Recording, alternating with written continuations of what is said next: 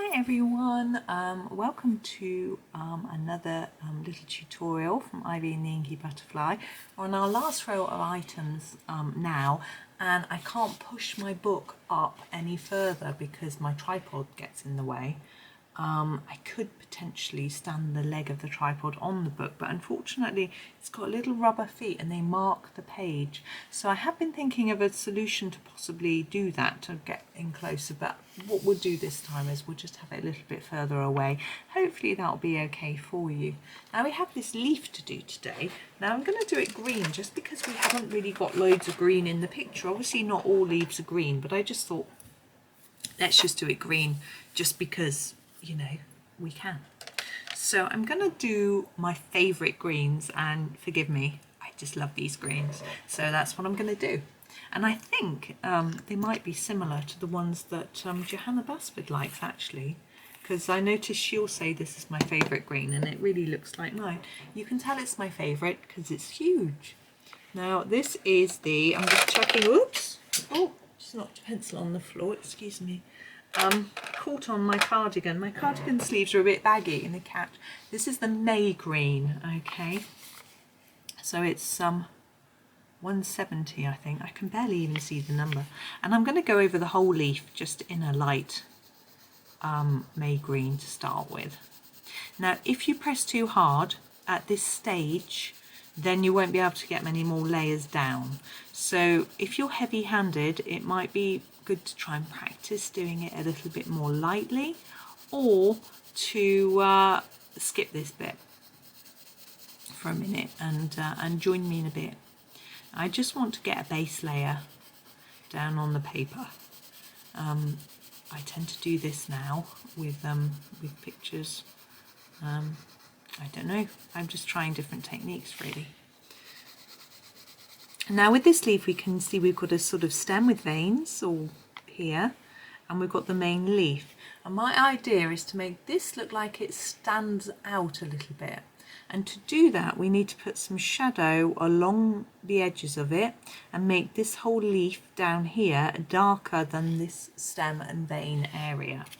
So that is what I'm going to try to achieve. Telling you what I'm trying to achieve before I do it is always risky because it may not pay off. Now, my next step is to use this pencil, which is the earth green yellowish. Now it's sort of one step up from the May green. You can see it's a really similar green, and I'm going to work on this vein part. And what I want to do is go all the way around the edge of it in a slightly darker colour, just to make it look a little bit more three-dimensional. So I'm going to try. I don't want to make it really, really dark, but hopefully there'll be enough of a line to make it look 3D. Now, it's tricky for you to see because we're quite far away. Obviously, it depends on the size of your screen how big this is looking, but hopefully you can understand what I'm trying to do and achieve anyway. Now, with some of the thinner bits, like these little bits here, going around the edge actually ends up filling in the whole area, but it doesn't matter. You can take a little bit longer than me if you want to go a little bit slower. Also, if my head and my hand was a little bit closer, I could be a bit neater. But it's always a little bit awkward when filming. See, and something I'm thinking I need to do, I know a lot of people have a tripod to the side, Johanna does actually, with an arm on it, with their camera, she uses a phone, sort of hanging down off it, which sounds great. And then you can sort of reposition it and easily position your book and things like that on the desk. What I have is a tripod on my desk with my camera attached to it hanging downwards, which means that I've got a tripod in front of me, which gets in my way a little bit. But I'm fine. I'm used to it, and I'm used to working around it. But it isn't. It means I'm limited, like I am today. I can't push my book back anymore. So I'm going to go with the dark colour next, which I'm just sharpening because I want to get it into detail. This is the Chrome Oxide green. Bring it up a bit, you might be able to see it. I hope that's not really blurred. And I'm going to go all around the edge of this vine. Now, not inside, outside, so I'm actually colouring on the leaf now. Okay. So I'm going to go in here hopefully you can see, and around the edge. And I'm also going to go around here too, because I want this outside bit to look a bit like it's standing out a bit too. Not as much as this leaf, but this the vines I mean, but just a little bit. I think it just makes it look a little bit more interesting, and Johanna's drawn that for us, so let's use it. Now here I'm trying to go over the black as well as overlapping it a little bit, and I think that helps make those black lines disappear a tad, even though I don't find them too offensive. I know some people always really want to get rid of them, and if you look at pictures where there's no black line, it does look like it's not from a colouring book. It looks like you've painted or drawn it yourself, which looks more impressive in a way, but I don't mind seeing the original lines, to be honest. But if we can incorporate them into this colour, they add to our sort of shadow look, which is what we're trying to achieve, to make it look like these vines are standing up a little bit. So it's just a matter of patiently going all the way around the edge. It doesn't take too long, but you may need to concentrate a little bit more, just for general colouring. Oh, there, I've messed up. Hang on. I'm just going to erase that a little bit. You may not be able to see, but now when you are layering up your colour, you can, if you're gentle with your eraser, you can just take back one layer. So if you make a little mistake like I did there, you can just take back the layer of mistake that you made. Now, so I just clicked my mouse. My screen sometimes goes off when I'm recording, which is fine, but it's actually then affects the light of the video because it's right next to my book. So there we go. So we've gone all the way around, and we're just going to leave that like that, and then we're going to take this Chromium green opaque, oh, I don't know if you can see it, and do some more detailing inside. So I'm actually going to do a layer of this all over the whole of the leaf area, leaving the vine bit, the veins and that bit clear, so they're lighter, and this will hopefully help to start making them look like they're standing out because we're using a darker colour.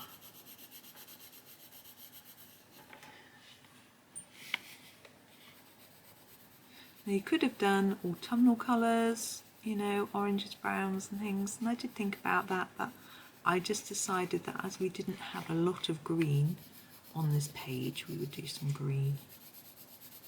And we've got a lot of gold, so we've got a lot of quite autumnal colours, but warm colours, so I didn't think it was necessary to have lots more. Okay, that's that. Now what I'm going to do, excuse me sniffing, is go back to my May green and do another layer on top of everything apart from the vines, to just make everything a bit darker. But also that colour was a little bit not so warm, so this will warm it up. Hopefully you can see it's getting a bit warmer, and I like it.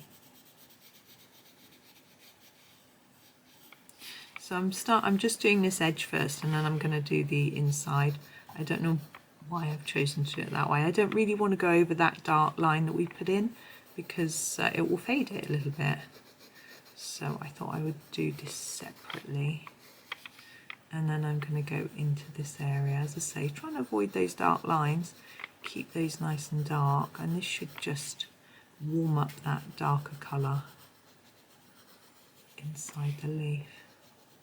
Now obviously leaves aren't normally all exactly the same colour, like even, but I find that if you try and make them look uneven, it doesn't always look right. It's quite difficult to achieve, so I tend to just do them even. I mean, this isn't drawn in a really realistic way, so I think we can get away with making it not realistic. It's quite interesting actually. I've just recently last night, finished a picture, and it was, you may have seen it if you've been on my Facebook page, from Colouring Heaven magazine, and it was a lot more realistic botanicals, and I really enjoyed it, and making them look really more real, and it's learnt some techniques that I'm going to pass on in my Johanna Basford books. What I'm going to do is, for me, that vine is a little bit dull, so I'm going to add a yellow to brighten. So I'm going to grab this one. What is it? This is the light cadmium yellow. You'll have to believe me. I've sharpened away the light. I'm going to sharpen it, and I'm just going to apply this to the stem and viney bit in the middle. Remember, we put some dark colour around the edges, so I want to leave that. I'm just going to add it into the middle area, and it will just hopefully make it sing a little bit more. There's nothing, I'm not doing anything too special. I'm just going all the way around it to brighten it up a bit. I quite like to do that on the edge as well, but I'm going to use a slightly different shade of yellow that isn't quite so warm and bright, so that it looks a bit different. So I'm going to use this one. I can't remember what it's called. It's the lemon yellow, but I can't remember the exact name. It's got lemon in it. It's the only one with lemon in the name, and it will be down in my description. I always put the names in the description for you, and I try to get it right in the description. I'm sure I haven't always got it right, but I try hard. It means that you can go and have a look and select your pencils first if you want to. Now we have got dots here on the leaf that Johanna's drawn in. I think I'm going to leave those. I think I'm going to probably leave it there. Apart from, I'm just going to do one more layer of a slightly darker colour on the main part of the leaf. So I'm going to go back in with the Chromium green Opaque. Sorry, I can't read apparently. And just do another layer. It's going to be a light layer, but just want to make it look a little bit darker in here, just to contrast with those yellows that we've been using. Sorry for my hoarse voice, I don't know what's going on. I'm fine. Yeah, I don't know why my voice, I probably just need a cup of tea, which I've got. I shall have one in a minute when I've finished. But just do this little touch, and then I think I'll be satisfied. I will check and see if I'm happy. It seems like a lot of effort for one little leaf, but I think it's worth it. When you've got a page with lots and lots of leaves, then it feels quite difficult to do this much effort for each one. But we've only got one leaf on this page, so it's quite nice to spend a bit of time making it look special, so that it looks a little bit, I mean, we've got lovely metallics and gems and things. Let's make the leaf look special too. There we go. I'm happy with that now. I am tempted to go around the edge of this a little bit more, or the edge of here. I might just put a bit more of this on the stem.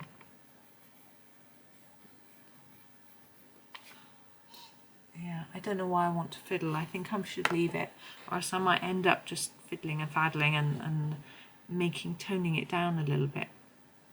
So I think I'm just going to leave it like that with the contrast of the different shades. But because all the colours are within the same yellowy green family, they work well together even though they're contrasting and different. I think that's quite a key thing. You wouldn't want to use, say, sort of bluey cobalt green with these olive greens in the same leaf. You could, but I think it looks nicer if you keep to the same sort of similar types of shades and tones, you know. But that's my view. I mean, it's worth experimenting, because you never know what you're going to get if you mix up lots of different colours. But anyway, that's me for today. Thank you so much for watching. Hopefully you'll join me tomorrow, where we'll be doing this crown. I'll have a think about if I can do it a little bit differently, because I've done golds and crowns and bits and bobs before. have a think and see what we can come up with. So hopefully I'll see you. I won't see you tomorrow. Hopefully you'll hear me tomorrow and join me. But thank you so much for watching and happy colouring.